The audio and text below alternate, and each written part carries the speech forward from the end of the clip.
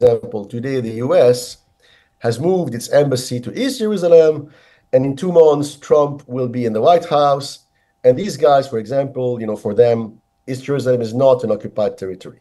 Something else which is interesting in that UN report is the Secretary General of the UN has a beautiful job title, but in reality, he has no much power. So he submitted that report to the Security Council of the UN. And of course, there are 5 nations who have an incommensurate, huge say. So it's not like, not like a democratic representation of the world community at large, where people in Africa and Asia and Latin America would have an equal say.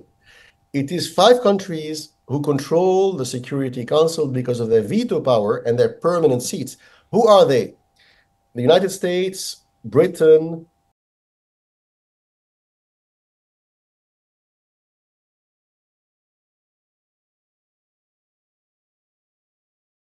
clearly France, Britain, and the United States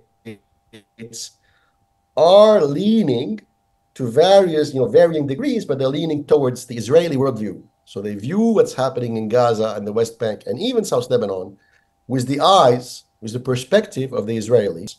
That's 3 out of 5. The 2 others are Russia and China.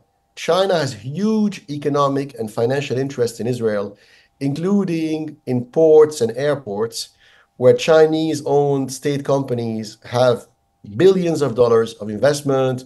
So even though their heart may be bleeding for Palestinian civilians, it's not like they will, use their veto power or something. And even Russia has ambiguous relations with Israel, ambiguous at best. So let's be realistic. I think, sadly, the Arab and Muslim world should view things realistically. As long as Washington, D.C., Paris, London, and the European Union don't shift their policy, don't have a more neutral stance on the Arab-Israeli conflict, sadly, things will not change.